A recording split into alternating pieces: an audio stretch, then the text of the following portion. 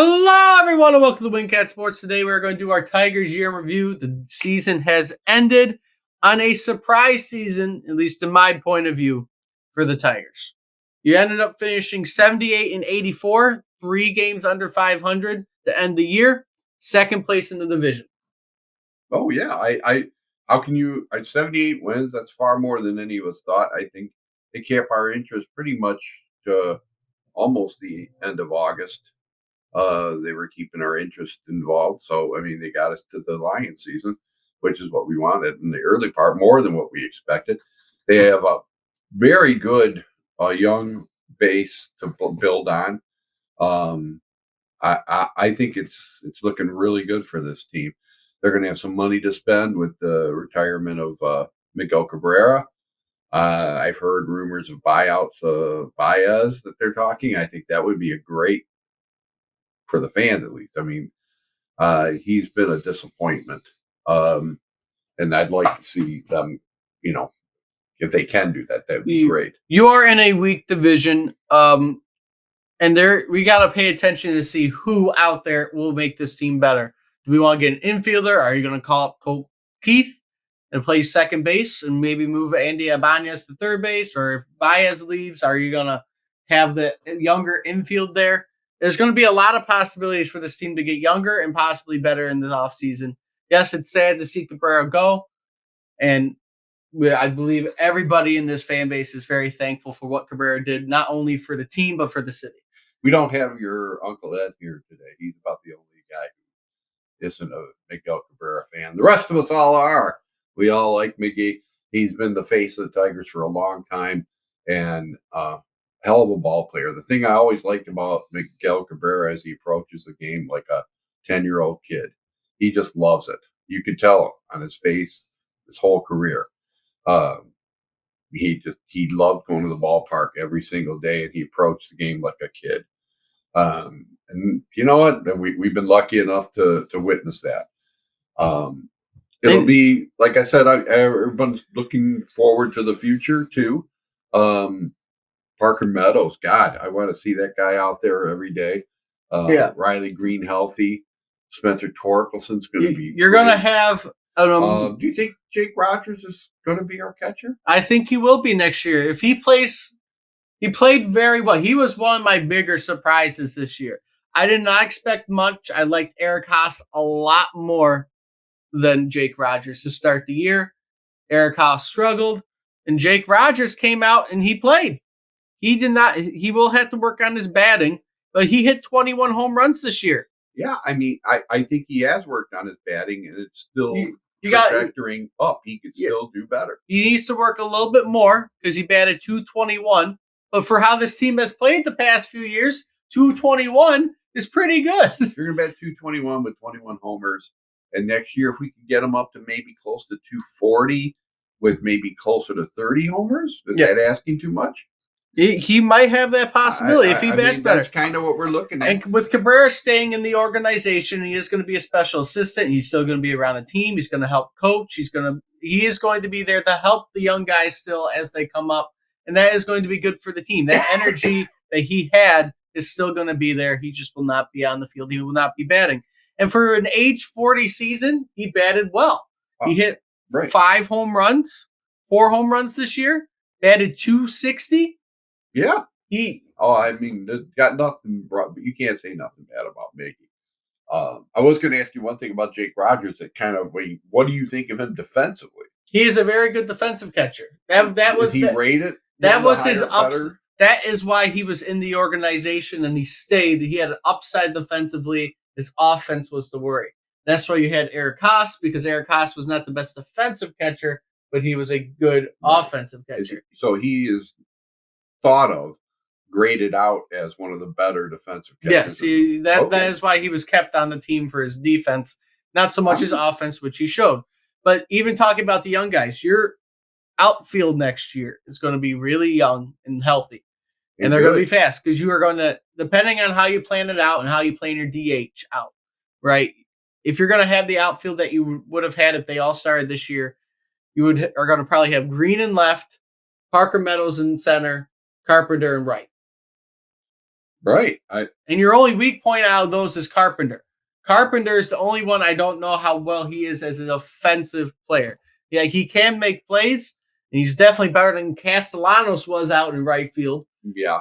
But he's But going to be your Castellanos was a weak great spot hitter. in the well, and so is Yeah. Carpenter. Right. He is another guy who you did expect to play pretty well offensively this year if he was going to play. He came in after his injury. He played basically half a year. Well, not half a year. He played 118 games and he hit 20 home runs.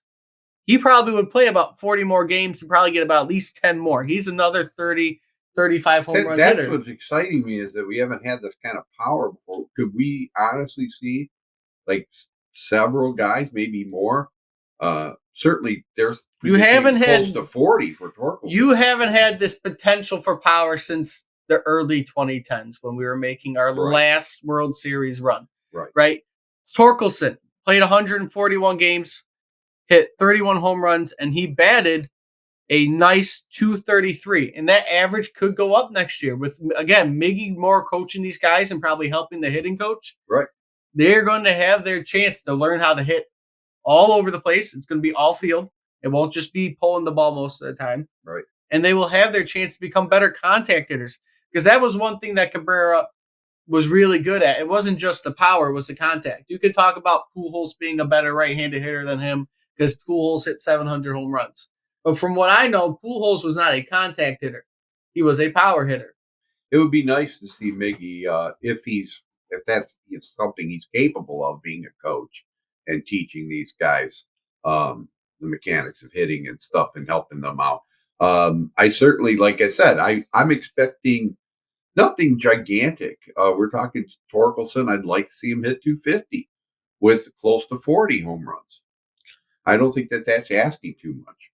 He has the ability as he gets better. Right, that first year, last year, everybody was on Torkelson saying he sucked. We sent him down when he got called up again this year to start the year. You were worried about how he was going to play, and then beginning of the year, you're again saying he sucks and we need to send him down.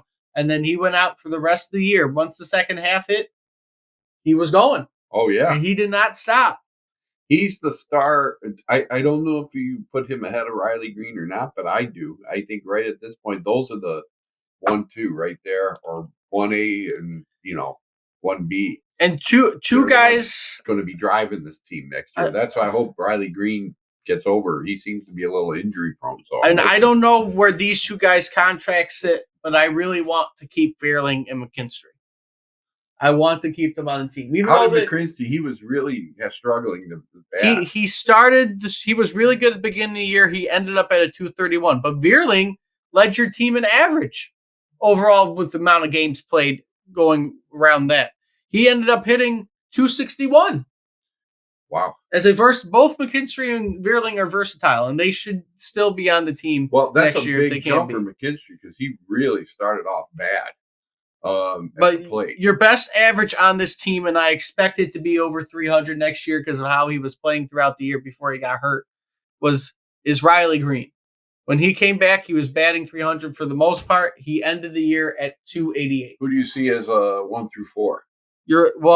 With how they were ending the year, Parker Meadows was leading off, right? You're going to have lefty there. You're going to want to try to mix in a right-handed hitter somewhere.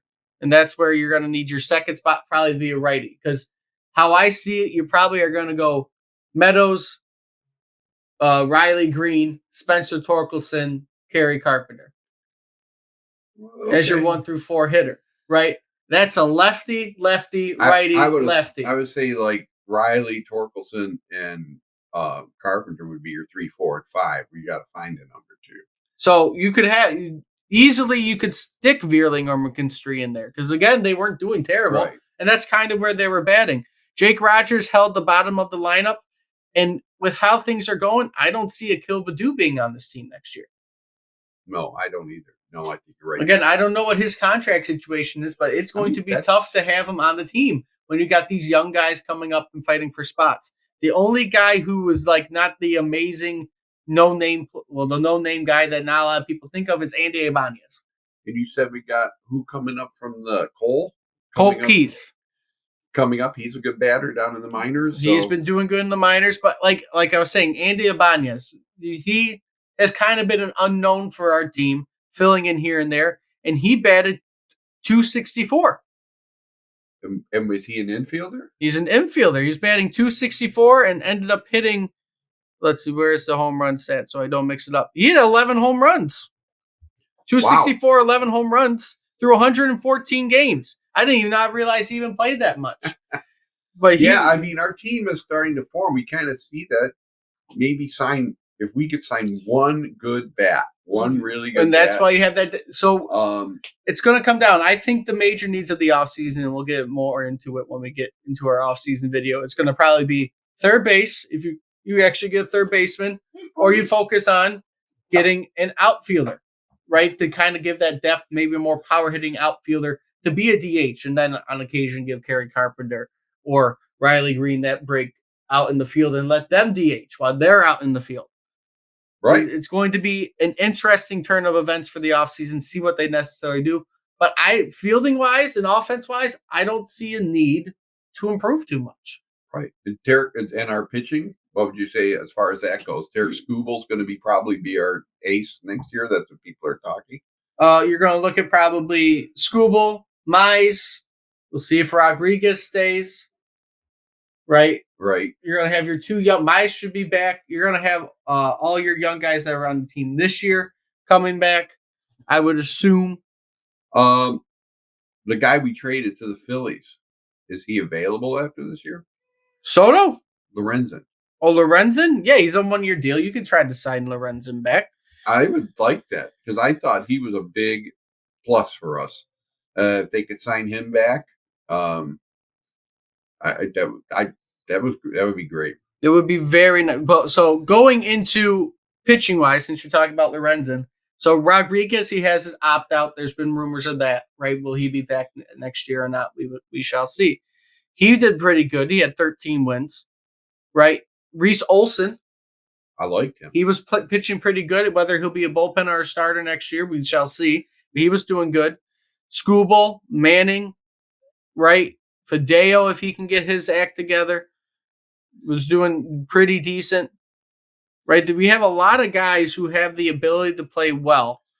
Are you happy with our closer, Lang? I was very happy with him. I know he started to struggle at the end, but he did pretty good, I thought, at the beginning of the year. Maybe we just work on his mechanics. He's a young guy. Your team is becoming a young, exciting team. Then look at Baltimore. I think that's the best example for you to look forward to going into next year. They came out of nowhere this year. Right. Baltimore was a team like us. Barely anything going on. Their young guys all started to come up this year. And voila, best team in baseball. One of the best teams in baseball. They're best in the AL. And I really hope they win the World Series. Them or the Blue Jays.